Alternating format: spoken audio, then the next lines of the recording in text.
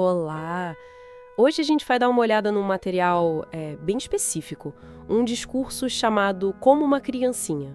Hum, A fonte explora, assim, por uma ótica religiosa, porque certas qualidades que a gente associa à infância, tipo humildade, fé, porque elas seriam importantes, sabe? Sim, a ideia central que o texto traz é essa, né? Que algumas características das crianças são, tipo, cruciais para o desenvolvimento espiritual. Exato. E a gente vai ver como essa ideia é construída, passando por uns ensinamentos mais antigos e chegando numa história bem tocante de um menino, o Winston. Parece interessante, vamos explorar isso mais a fundo. Vamos lá. O ponto de partida que o texto usa, assim, é um episódio bem conhecido dos evangelhos, né? Qual deles? Aquele da disputa entre os apóstolos, sobre quem seria o maior. Aí Jesus teria chamado uma criança, né? Ah, sim. E dito que para entrar no reino dos céus era preciso se converter e se tornar como ela, especificamente humilde. Humilde. Isso. E o que chama atenção é como o discurso amarra isso com um sermão ainda mais antigo, que está no livro de Mórmon. Que é um texto central para a Igreja de Jesus Cristo dos Santos dos Últimos Dias, certo? Exatamente. Nesse sermão, que é atribuído ao rei Benjamim, ele descreve o homem natural. O que seria esse homem natural? É, tipo, a tendência humana de agir mais por instinto, orgulho. Ele diz que esse lado é inimigo de Deus, a menos que a pessoa se submeta, né? E se torne como uma criança, dócil, humilde, paciente e cheio de amor. Entendi. Então não é para defender qualquer comportamento infantil, né? Longe disso. Não, não.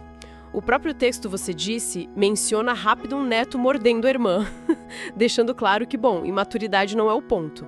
Isso. A distinção é clara.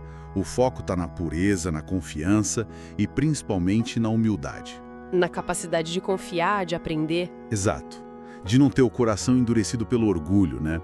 O texto até cita outra passagem do livro de Mórmon, Qual? onde Jesus, emocionado com as crianças, teria dito para os adultos observarem elas, como se a pureza e a humildade delas fossem um modelo, entende? Entendi. E essa humildade, então, é o oposto do que, segundo o texto? Do orgulho. Do orgulho. Da vaidade, sim. O discurso usa figuras e conceitos também do livro de Mórmon para ilustrar bem isso. Tipo, O grande e espaçoso edifício, que na visão de Leí simbolizaria o orgulho do mundo, né? E também os oramitas, quem eram eles? um grupo descrito como muito orgulhoso nas suas orações públicas, sabe? Preocupados com status, riquezas, inchados, como diz o texto, com as coisas vãs do mundo. Nossa, Aí, a oração simples de uma criança é apresentada como o contrário disso tudo, um ato de conexão genuína, pura. entendi a base teológica. Mas o discurso não fica só nisso, né? Traz para o presente, com a história do Winston. Sim, e essa é talvez a parte mais impactante mesmo do material. Ele conta a história do Winston Jolly, um menino com uma condição bem severa, distrofia muscular congênita de Ulrich. Puxa, E ele queria muito passar o sacramento, que é um ritual importante de comunhão, pela primeira vez. E mais, ele queria fazer isso sozinho, apesar das limitações físicas enormes e do medo de não conseguir. sozinho. Como foi isso? O texto descreve? Descreve, e com detalhes, fala do esforço gigantesco. Winston, com o corpo frágil, tendo que subir 3 degraus para chegar no púlpito. Nossa Senhora. Ele colocava a bandeja do sacramento no degrau de cima, aí subia 1 degrau de cada vez. Literalmente puxando as próprias pernas com as mãos, sabe? Meu Deus. Que força! Até chegar lá no topo. Aí ele se apoiou para conseguir ficar de pé e entregar o pão e a água para o pai, que era o bispo da congregação. É uma imagem muito forte de determinação. Dá para imaginar a cena e a emoção toda. E como o discurso conecta essa luta física, essa vontade do Winston com a ideia de ser como uma criancinha? Então, o texto apresenta esse ato do Winston como a personificação daquelas virtudes que a gente estava falando. A força que vem da fé, a coragem de tentar mesmo com medo e a humildade de fazer aquele esforço imenso por um dever espiritual. Faz sentido. Conecta diretamente a luta e a determinação dele com a ideia de se humilhar como uma criança para ser considerado grande nesse sentido espiritual que o discurso está propondo, né? Entendi.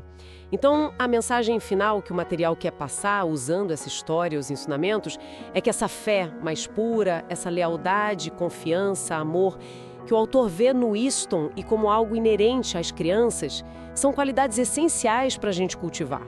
Exato.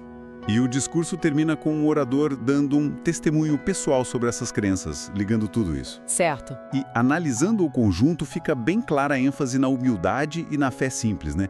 Como se fossem respostas ao orgulho e à superficialidade que o texto critica. Sim, fica bem nítido. Isso deixa a gente com uma questão interessante para pensar, que o próprio material não explora tão a fundo assim. Qual seria? Como essas virtudes que são apresentadas como ideais na forma infantil podem ser vividas, ou como elas se transformam, ou talvez até se perdem na complexidade da vida adulta, né? Com todas as responsabilidades, as estruturas sociais. É uma ótima pergunta para a gente continuar pensando, né? Foi uma análise focada nesse discurso específico, explorando essa perspectiva de que a humildade e a fé, vistas como traços infantis, são o ideal a ser, talvez, recuperado. Exatamente. Fica aí o convite para refletir sobre essas ideias que o material trouxe para a gente hoje.